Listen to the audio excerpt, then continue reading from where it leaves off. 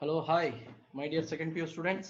This is the 12th class of accountancy under partnership, accounting for partnership, basic concepts. My dears, drawings made at the beginning of every month. ಆ method ಆಗಿದೆ. ಈಗ ನಾವು next ಮೆಥಡ್ಗೆ ಹೋಗ್ತಾ ಇದೀವಿ my dears. Means drawings made at middle of every month or middle of each month my dears. Middle of each month ಆ ಪ್ರಾಬ್ಲಮ್ಗೆ ಹೋಗ್ತಾ ಇದೀವಿ. Drawings made at beginning of every month ಆಗಿದೆ. ಈಗ drawings made at middle of every month. Middle of every month ಪ್ರತಿ ತಿಂಗಳ ಮಧ್ಯದ middle ಅಲ್ಲಿ ಕ್ಯಾಲ್ಕುಲೇಟ್ ಮಾಡಿದ್ರೆ ಏನೆಲ್ಲ ಕನ್ಸಿಡರೇಷನ್ ಮಾಡಬೇಕಾಗುತ್ತೆ ಅನ್ನೋಂತ ಒಂದು ಮೆಥಡ್ಗೆ ನಾವೀಗ ಹೊರಡ್ತಿದೀವಿ. ಓಕೆನಾ ಮೈ ಡಿಯರ್ ಸ್ಟೂಡೆಂಟ್ಸ್? ಸ್ಕ್ರೀನ್ ಕಾಣಿಸ್ತಿದೆ ಅನ್ಕೊಂಡಿದೀನಿ.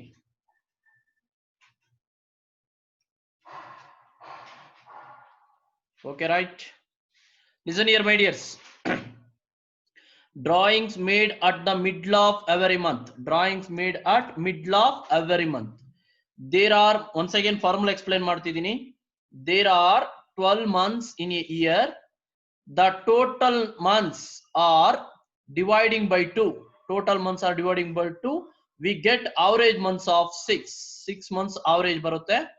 Average months of 6. When drawings made at middle of every month, we no need to add or less. My dears, ಇದು important. We no need to add or less off month to average months. ಈಗ ಯಾಕೆ ಹೇಳ್ತಿದ್ದೀನಿ ಅಂದ್ರೆ, beginning ಅಲ್ಲ ಆದ್ರೆ total number of months ಎಷ್ಟಿರುತ್ತೆ? 12 months ಇರುತ್ತೆ. 12 months ಇದ್ರೆ ಏನಾಗುತ್ತೆ, ಹಾಫ್ ಮಂತ್ ನ ಆಡ್ ಮಾಡ್ತೀವಿ, 12.5 ಆಗುತ್ತೆ. 12.5 ನ ಸಿಂಪ್ಲಿಫೈ ಮಾಡಿದ್ರೆ 13/2 ಆಗುತ್ತೆ. ಅದು ಫಾರ್ಮುಲಾ ಬರುತ್ತೆ. ಇಲ್ಲಿ ಫಾರ್ಮುಲಾ ಅಷ್ಟೇ important. So middle of the every month ಆದಾಗ ನಾವು ಯಾವುದೇ ಮಂತ್ಸ್ ನ ಆಡ್ ಮಾಡೋದಂಗೂ ಇಲ್ಲ, ಲೆಸ್ ಮಾಡೋಂಗಿಲ್ಲ. ಸರ್ ಲೆಸ್ ಎಲ್ಲ ಬರುತ್ತೆ ಅಂದ್ರೆ ನೆಕ್ಸ್ಟ್ ಮೆಥಡ್ ಅಲ್ಲಿ ಲೆಸ್ ಮಾಡೋದು ಬರುತ್ತೆ. ಅರ್ಥ ಆಗ್ತಿದ್ಯಾ? So middle of every month ಅಂದಾಗ ಲೆಸ್ ಮಾಡೋದು ಬರಲ್ಲ. ಹೆನ್ಸ್ ದ ಫಾರ್ಮುಲಾ ನೋಡಿ. For year, very important my dears. Year ಗಾದ್ರೆ ಏನ್ ಫಾರ್ಮುಲಾ, ಹಾಫ್ ಇಯರ್ ಗಾದ್ರೆ ಏನ್ ಫಾರ್ಮುಲಾ ಅನ್ನೋದನ್ನ ಚೆಕ್ ಮಾಡ್ಕೋಬೇಕು ನೀವು. For year Godrej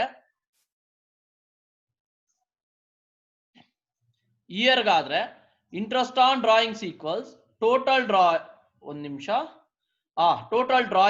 into rate of interest into 6/12 my dears. ಅದೇ ಫಾರ್ ಹಾಫ್ ಇಯರ್ ಗಾದ್ರೆ formula total drawing interest on drawings equals total drawings into rate of interest into 3/12. 6/12 3/12 ಯಾಕೆ ಬರುತ್ತೆ ಅಂದ್ರೆ total number of year months ನ 12 months ನ divide by 2 ಮಾಡ್ಕೊಂಡ್ರೆ 6 months ಬರುತ್ತೆ average, divide by 12. ಇಲ್ಲೂ ಅಷ್ಟೇ. ಸೊ ಹಾಫ್ ಇಯರ್ ಮಾಡಿದಾಗ ಹಾಫ್ ಅಂದ್ರೆ 6 ಮಂತ್ಸ್ ಇರುತ್ತೆ, 6/2 ಮಾಡ್ಕೊಂಡ್ರೆ 3 ಬರುತ್ತೆ, 3/12. ಫಾರ್ಮುಲಾ ಒಂದು ಜ್ಞಾಪಕ ಇಟ್ಕೊಳ್ಳಿ. Interest on drawings equals total drawings into rate of interest into 6/12 for year. For half year interest on drawings equals total drawings into rate of interest into 3/12 my dears.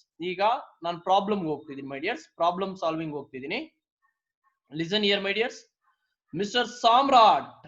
Samrat is a partner in a firm. He withdrew rupees 300 regularly at the middle of every month. My dears, ಇಲ್ಲಿ red ಅಲ್ಲಿ ಮಾಡಿದೀನಿ ನೋಡಿ. ಇದೇ method. ಯಾವ method ಅನ್ನೋಂಥದ್ದು middle of every month. Samrat ಅಂತಕ್ಕಂಥವ್ರು partner ಆಗಿರ್ತಾರೆ. ಅವರು 300 rupees ಪರ್ ಮಂತ್ ರೆಗ್ಯುಲರ್ ಆಗಿ ಮಿಡ್ಲ್ ಅಲ್ಲಿ ಡ್ರಾ ಮಾಡ್ತಾರೆ. ಮಂತ್ ನ ಮಿಡ್ಲ್ ಅಲ್ಲಿ ಡ್ರಾ ಮಾಡ್ತಾರೆ. During the year 2019, the accounting year ended on 31/12/2019. Charge interest on drawings at 5% under product method and unit of time method. Now I am going to table, my dears. Table ಹೊರಡ್ತಿದ್ದೀನಿ. Table ನೋಡಿ. My dears, as usual we know that in date of drawings first, date of drawings, amount of drawings, outstanding months, product, my dears. ಇಷ್ಟಿರುತ್ತೆ. 4 columns ಅಲ್ಲಿ ಮಾಡಿಸಿದೀನಿ ನಿಮ್ಗೆ. So 4 column ಇರುತ್ತೆ ಮೈ dears. 4 column ಇರುತ್ತೆ. Listen here. 4 columns ಇರುತ್ತೆ. So 4 columns ಅಲ್ಲಿ first column ಏನಿರುತ್ತೆ, date of drawings ಇರುತ್ತೆ. Date of drawings, amount of drawings, outstanding months, product ಇರುತ್ತೆ ಮೈ dears. Date of drawings ನೋಡಿ ಮೈ ಡಿಯರ್ಸ್, ವೆರಿ ಇಂಪಾರ್ಟೆಂಟ್, ನೋಡ್ಕೋಬೇಕು. First date 15/1. ಯಾಕೆ 15 ಬರುತ್ತೆ ಅಂದ್ರೆ ಎಲ್ಲಾ ಮಂತ್ ಅಲ್ಲೂ 15 ಯಾಕೆ ಬರ್ತಿದೆ ಇಲ್ಲಿ ಅಂದ್ರೆ ಮೈ ಡಿಯರ್ಸ್ ಸಿಂಪಲ್. ಎಲ್ಲಾ ಮಂತ್ ಅಲ್ಲೂ 15 ಯಾಕೆ ಬರುತ್ತೆ ಅಂದ್ರೆ middle of the accounting year ಆಗಿರೋದ್ರಿಂದ ಸೊ ಏನ್ ಬರುತ್ತೆ ನಿಮ್ಗೆ 15th ಆಫ್ ಎವ್ರಿ ಮಂತ್ ಬರುತ್ತೆ. 15th ಆಫ್ ಎವ್ರಿ ಮಂತ್ ಬರುತ್ತೆ ಮೈ ಡಿಯರ್ಸ್. ಯಾಕೆ ಅಂದ್ರೆ ಮಿಡ್ಲ್ ಮೈ ಡಿಯರ್ಸ್, ಮಿಡ್ಲ್ ಆಗಿರೋದ್ರಿಂದ.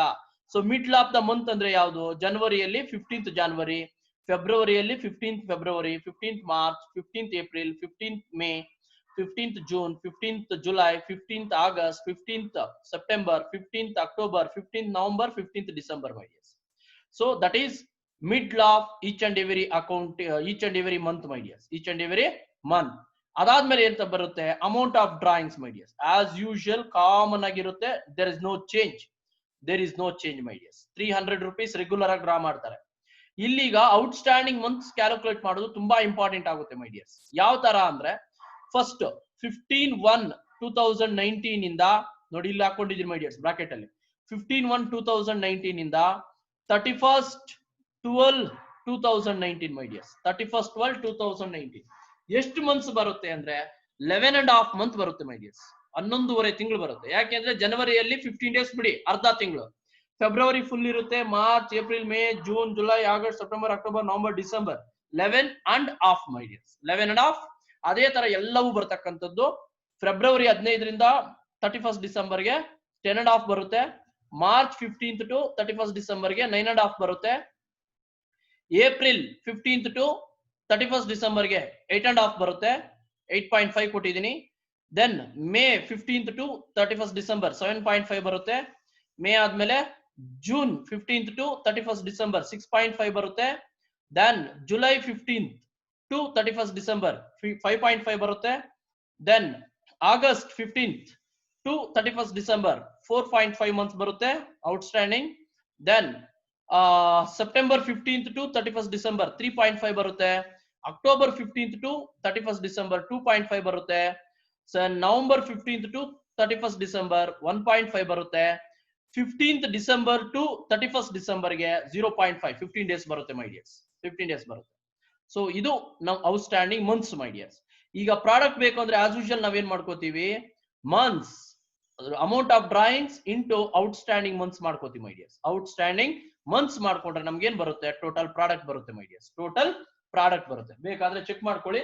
300 ಇಂಟು 11.5 ಮೈ ಡಿಯರ್ಸ್. 11.5 3,450 ಬರುತ್ತೆ. 3,450.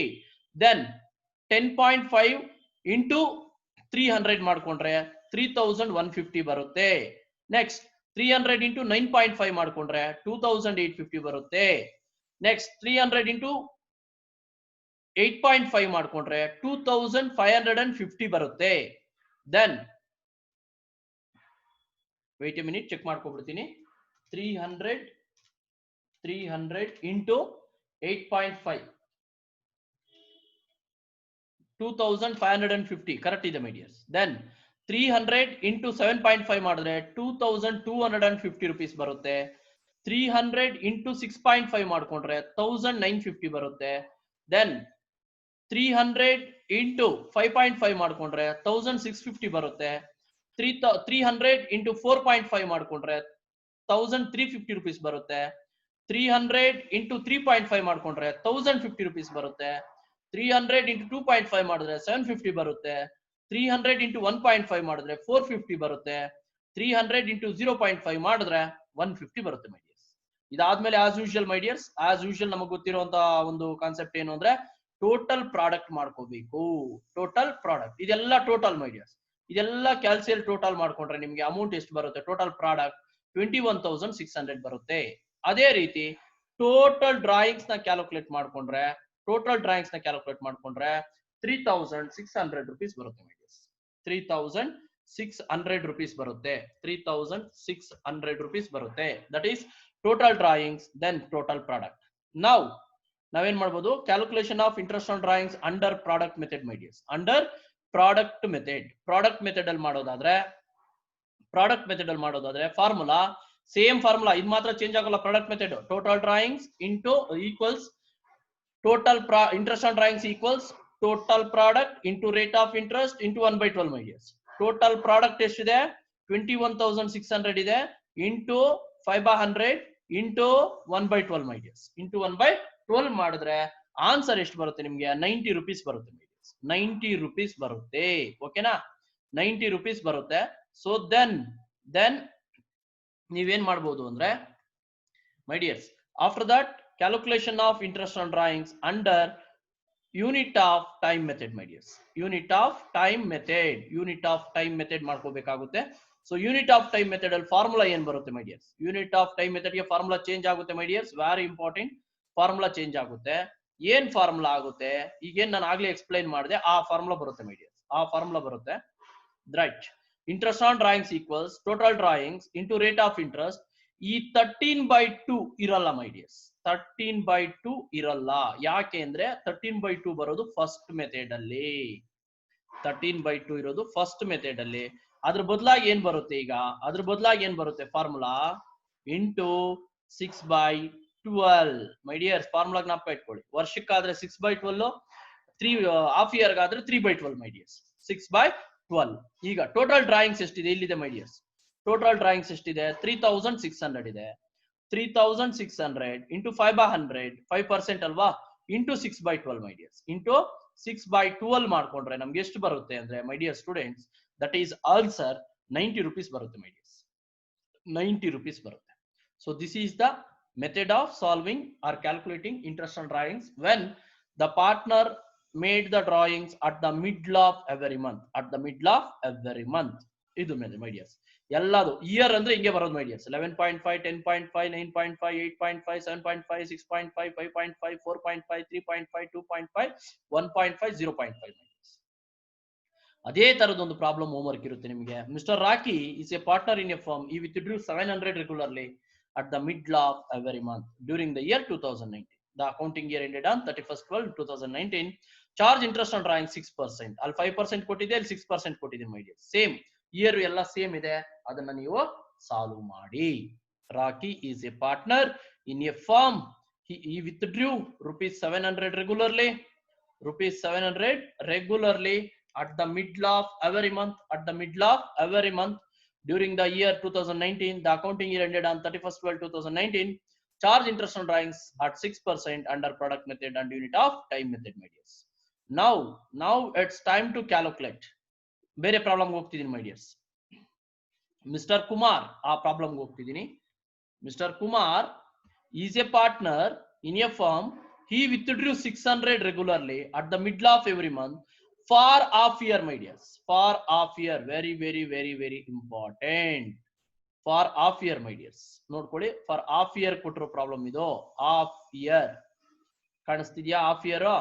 half year ಅಂದ್ರೆ 6 months problem my dears. ಇದು 6 months problem for half year during the year 2019. The accounting year ended on 30/6/2019. ಇಲ್ಲೂ ಕೊಟ್ಟಿದ್ದಾರೆ 30/6 ಗೆ ಎಂಡ್ ಆಗುತ್ತೆ ಅಂತ. Charge interest on drawings 8% under product method and unit of time method my dears. ಇಲ್ಲಿ ನೋಡಿ my dears, table as usual my dears. Table as usual ಕೊಟ್ಟಿದ್ದೀನಿ. Table as usual my dears. ಏನೇನ್ contents ಇತ್ತೋ ಅದೇ ಕಂಟೆಂಟ್ಸೇ ಬರುತ್ತೆ. You don't worry, ಅದೇ ಕಂಟೆಂಟ್ಸೇ ಬರುತ್ತೆ my dears. ರೈಟಾ? Date of drawings, amount of drawings, outstanding months, product my dears. Date of drawings ನೋಡಿ 15/1/2019, 15/2/2019, 15/3/2019, 15/4/2019, 15/6/2019. ಯಾಕೆ ಅಂದ್ರೆ ಅರ್ಧ ವರ್ಷಕ್ಕಷ್ಟೇ ಪ್ರಾಬ್ಲಮ್. 6 months ತಗೊಂಡಿದ್ದೀನಿ. ಅಮೌಂಟ್ ಎಷ್ಟು ಡ್ರಾ ಮಾಡ್ತಿದ್ದಾರೆ? 600 ಡ್ರಾ ಮಾಡ್ತಿದ್ದಾರೆ my dears. 600 ಡ್ರಾ ಮಾಡ್ತಿದ್ದಾರೆ. 600 ಇಲ್ಲಿ ನೋಡಿ my dears. 15/1/2019 to 30/6/2019 ಗೆ ಎಷ್ಟು ಮಂತ್ಸ್ ಬರುತ್ತೆ ನಿಮಗೆ? ಎಷ್ಟು ಮಂತ್ಸ್ ಬರುತ್ತೆ? 5.5 ಬರುತ್ತೆ. 15/2/2019 ಇಂದ 30/6/2019 ಗೆ ಎಷ್ಟು ಮಂತ್ಸ್ ಬರುತ್ತೆ? 4.5 ಮಂತ್ಸ್ ಬರುತ್ತೆ. 15/3/2019 ಇಂದ 30/6/2019 ಗೆ 3.5 ಮಂತ್ಸ್ ಔಟ್ಸ್ಟ್ಯಾಂಡಿಂಗ್ ಬರುತ್ತೆ. 15/4/2019 ಇಂದ 30/6/2019 ಗೆ 2.5 ಮಂತ್ಸ್ ಬರುತ್ತೆ. 15/5/2019 ಇಂದ 30/6/2019 ಗೆ 1.5 ಮಂತ್ಸ್ ಔಟ್ಸ್ಟ್ಯಾಂಡಿಂಗ್ ಬರುತ್ತೆ. 15/6 ಜೂನ್ ಇಂದ 15/6/2019 ಇಂದ 30/6/2019 ಗೆ ಎಷ್ಟು ಮಂತ್ಸ್ ಬರುತ್ತೆ? 0.5 ಮಂತ್ಸ್ ಬರುತ್ತೆ. 0.5 ಮಂತ್ಸ್ ಬರುತ್ತೆ my dears. So this is the method of solving outstanding months my dears. ಇದಾದ್ಮೇಲೆ ನೀವೇನ್ ಮಾಡ್ಬೋದು? ಪ್ರಾಡಕ್ಟ್ ಮಾಡ್ಬೇಕು. ಏನು? 600 into 5.5 my dears. 600 into 5.5 ಎಷ್ಟು ಬರುತ್ತೆ ನೋಡಿ. 600 into 5.5 3,300 my dears. 3,300. Then 600 into 4.5 2,700. 600 into 3.5 2,100. 600 into 2.5 1,500. 600 into 1.5 900. 600 into 0.5 300 my dears. ಇದಾದ್ಮೇಲೆ ಆಸ್ ಯೂಶುವಲ್ ನಮಗೆ ಗೊತ್ತಿರೋದೆ my dears. ಟೋಟಲ್ ಡ್ರಾಯಿಂಗ್ಸ್ 3,600 ಬರುತ್ತೆ. ಇದನ್ನೆಲ್ಲ ಟೋಟಲ್ ಮಾಡ್ಕೊಳ್ಳಿ. 600 ಟೋಟಲ್ ಮಾಡ್ಕೊಂಡ್ರೆ 3,600 ಬರುತ್ತೆ. Total product 3,300 plus 2,700 plus 1,500 plus 900 plus 300 ಮಾಡ್ಕೊಂಡ್ರೆ 10,800 ಬರುತ್ತೆ. ಆಸ್ ಯೂಶುವಲ್ ನಮಗೆ ಗೊತ್ತಿರೋ ಮೆಥಡ್ ಅಲ್ಲಿ calculation of interest on drawings under product method. My dears ಜ್ಞಾಪಕ ಇಟ್ಕೊಳ್ಳಿ, ಇದು ಯಾವುದೇ ಮೆಥಡ್ ಏನು ಚೇಂಜ್ ಆಗೋಲ್ಲ. ಫಾರ್ಮುಲಾ ಮಾತ್ರ ಪ್ರಾಡಕ್ಟ್ ಮೆಥಡ್ ಅಲ್ಲಿ ಚೇಂಜ್ ಆಗಲ್ಲ. Total product into rate of interest into 1/12 my dears. Total product ಎಷ್ಟಿದೆ 10,800 ಇದೆ ಇಂಟು 8% ಪ್ರಾಬ್ಲಮ್ ಅಲ್ಲಿ ಕೇಳಿದ್ದಾರೆ. 1/12 ಮಾಡ್ಕೊಂಡ್ರೆ 72 ಆನ್ಸರ್ ಮೈ ಡಿಯರ್ಸ್. 72 ಕ್ಯಾಲ್ಸಿಯಲ್ ಮಾಡಿ ಬೇಕಾದ್ರೆ 10,800 into 8 divided by 100 into 1 divided by 12 my dears 72 ಬರುತ್ತೆ. ಅದೇ ರೀತಿ ಯೂನಿಟ್ ಆಫ್ ಟೈಮ್ ಮೆಥಡ್ ಹೋದ್ರೆ calculation of interest on drawings under unit of time method ಹೋದ್ರೆ ಮೈ ಡಿಯರ್ಸ್ ಫಾರ್ಮುಲಾ ಚೇಂಜ್ ಆಗುತ್ತೆ. Total drawings into rate of interest into 3/12. ಯಾಕೆ ಹೇಳಿ 3 ಬರುತ್ತೆ ಇಲ್ಲಿ, ಅದ್ರಲ್ಲಾದ್ರೆ 6 ಬಂತು. ಈಗ ಯಾಕೆ 3 ಬಂತು ಅಂದ್ರೆ ಇದು ಹಾಫ್ ಇಯರ್, ಅದು full year. So total drawings ಎಷ್ಟಿದೆ ಇಲ್ಲಿದೆ ಮೈ ಡಿಯರ್ಸ್ 3,600. ಆ 3,600 ಇಲ್ಲಿ ತಗೊಂಡಿದ್ದೀನಿ. 3,600 ಇಂಟು 8/100 ಇಂಟು 3/12 ಮೈ ಡಿಯರ್ಸ್. 3/12 ಎಷ್ಟು ಬರುತ್ತೆ? Answer is 72. ಆನ್ಸರ್ ಈಸ್ 72 ಬರುತ್ತೆ. ಅಲ್ಲಿಗೆ ಇಯರ್ ಹಾಫ್ ಇಯರ್ ಎರಡು ಮಾಡಿಸಿದ್ರಿ. ಅದೇ ತರದೊಂದು ಪ್ರಾಬ್ಲಮ್ ಕೊಡ್ತಿದ್ದೀನಿ my dears. Mister Sampath is a partner in the firm. He withdrew ₹900 regularly at the middle of every month for half year. During the year 2019, the accounting year ended on 30/6/2019. Charge interest on drawings at 6%. ಅಲ್ಲಿ 8% ಇತ್ತು, ಇಲ್ಲಿ 6% ಮಾಡಬೇಕು. Under product method and unit of time method. ಇದನ್ನ solve ಮಾಡಿ ನೀವು ನನಗೆ ಕಳಿಸ್ಕೊಡ್ಬೇಕಾಗುತ್ತೆ. Until take care, ಬಾಯ್.